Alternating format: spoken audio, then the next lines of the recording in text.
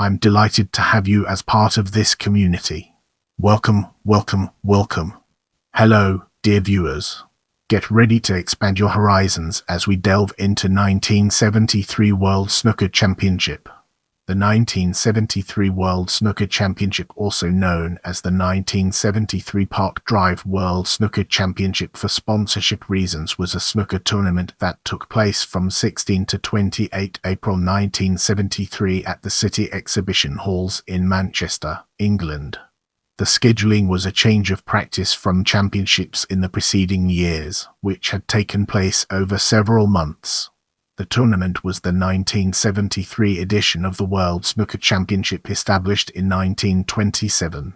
The 1973 tournament was promoted by Peter West and Patrick Nally, and sponsored by tobacco brand Park Drive, with £8,000 sterling prize money. There were 24 entrants, which was a new championship record. Reardon won the title by defeating Eddie Charlton 38-32 in the final. It was Reardon's second World Championship win, after his first in 1970. He won a further 4 titles after the 1973 championship, the last of them in 1978. Defending champion Alex Higgins lost to Charlton in the semi-finals. Higgins's quarter-final match against Fred Davis was interrupted when rainwater leaked onto the snooker table they were using. There were 6 century breaks during the competition, the highest of which was a 139 break compiled by John Spencer. Now, let's shift our perspective and explore background from a different angle. The World Snooker Championship is a professional tournament and the official world championship of the game of snooker. The sport was developed in the late 19th century by British Army soldiers stationed in India. Professional English billiards player and billiard hall manager Joe Davis noticed the increasing popularity of snooker compared to billiards in the US, and with Birmingham-based billiards equipment manager Bill Camkin, persuaded the Billiards Association and Control Council BACC to recognize an official professional snooker championship in the season. In 1927, the final of the first professional snooker championship was held at Camins Hall. Davis won the tournament.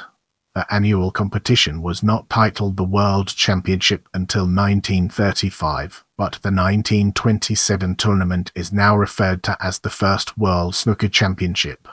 In 1952, following a dispute between the Professional Billiards Players Association (PBPA) and the BACC about the distribution of income from the World Championship, the PBPA members established an alternative competition known as the World Professional Match Play Championship, the editions of which are now recognized as World Championships, whilst only 2 players entered for the Bacchus 1952 World Snooker Championship.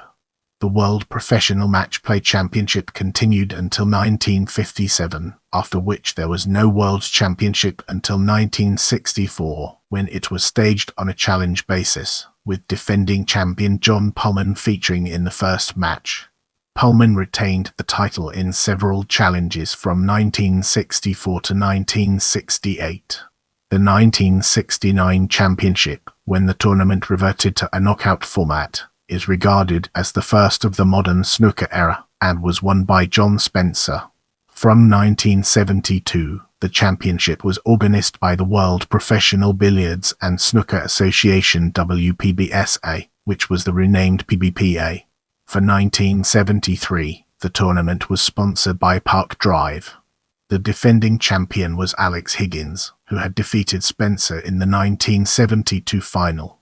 Now, let's shift our perspective and explore format through a fresh lens, unlocking new perspectives. The 1973 competition took place over 2 weeks, rather than the months it had taken to complete previous championships in the preceding years. It was promoted by Peter West and Patrick Nally, and sponsored by tobacco brand Park Drive, with £8,000 sterling prize money. There were 24 entrants, a new championship record. The venue was City Exhibition Halls, Manchester, initially with concurrent play across 8 different snooker tables in different parts of the halls. Were scheduled at 2 p.m. and 7:30 p.m. each day. In order to break even, the event required 15,000 paying spectators across the matches. The actual attendance was 25,000. For the first time, a major bookmaker, Ladbrokes, offered odds on a snooker tournament.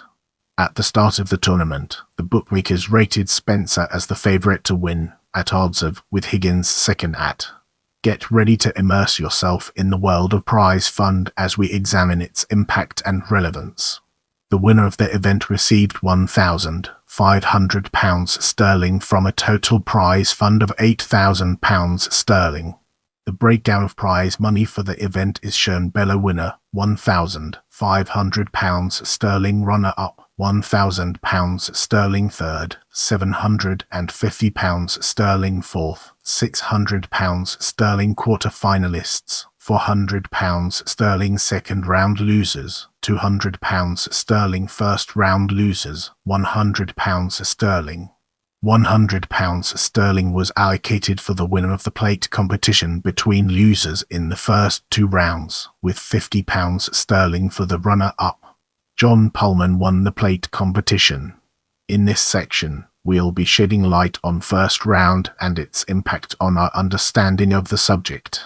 First round matches were scheduled as best of 17 frames, taking place on 16 April 1973.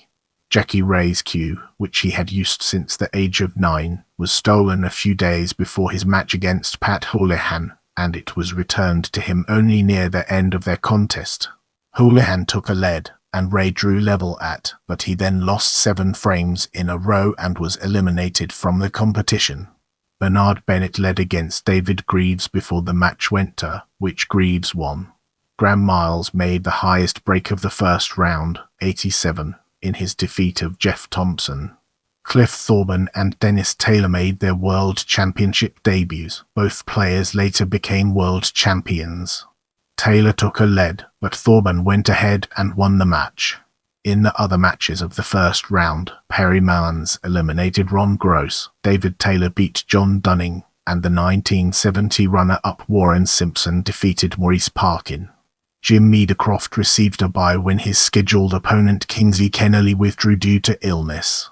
Brace yourself for a deep dive into second round as we explore its impact and relevance in our evolving narrative. In the second round, from 17 to 18 April, matches were played as best of 31 frames. Higgins was admonished by tournament director Bruce Donkin for arriving more than 20 minutes late for his match against Houlihan, and was later fined £100 sterling by the WPBSA for his behaviour. Higgins took a lead in the first session, and led after the second session. He took the second and fourth frames of the third session to complete a victory. Fred Davis took the first 10 frames against Greaves, and won.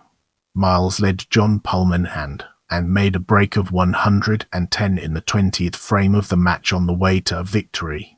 Having established an advantage against Mans in the first session, Eddie Charlton lost 6 of the 8 frames in their second session, but then added 6 of 7 in the third session, and 2 frames in the final session, to win.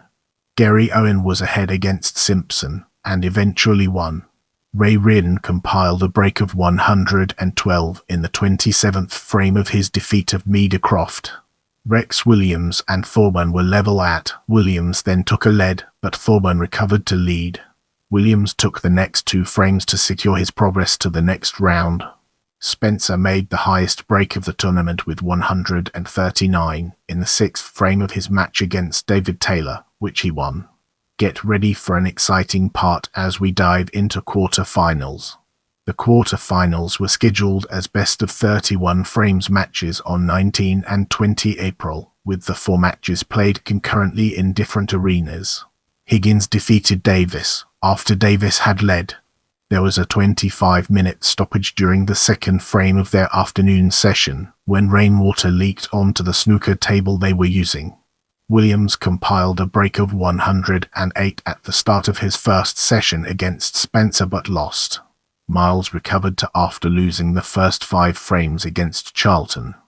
Although Miles lost, the reporter for Snooker Scene wrote that rarely has anyone played so well and lost so heavily. Owen lost by the same scoreline against Reardon after winning the first 2 frames. According to Reardon, in his 1982 autobiography, there were only 2 spectators for part of the match. In this section, we'll be shedding light on semi-finals and its impact on our understanding of the subject.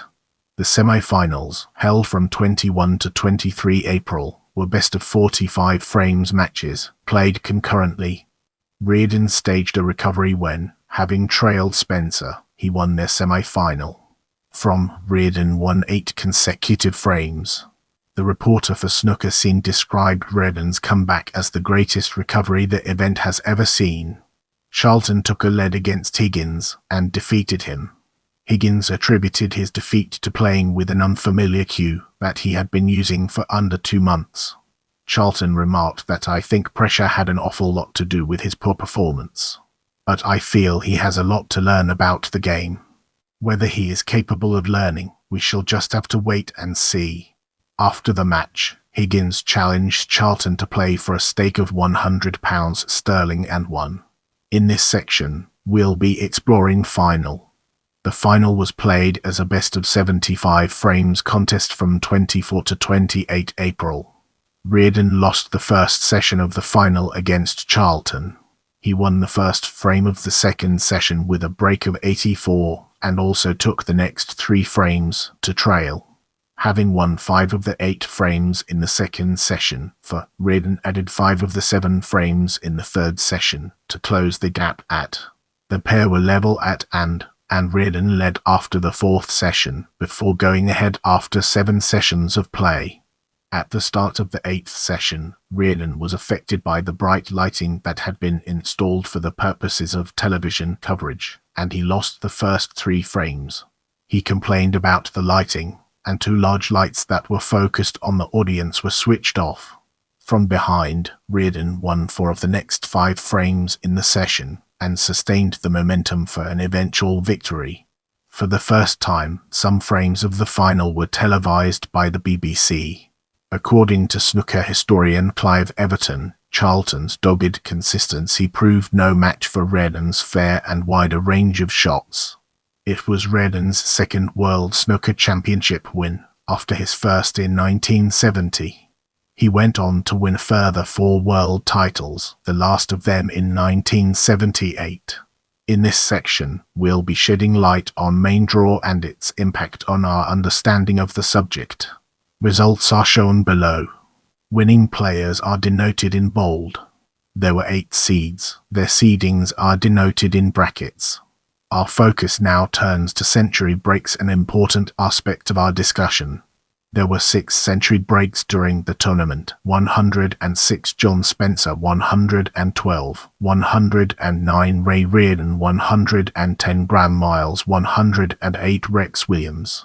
I appreciate your time and I'm grateful for every like, comment, and share.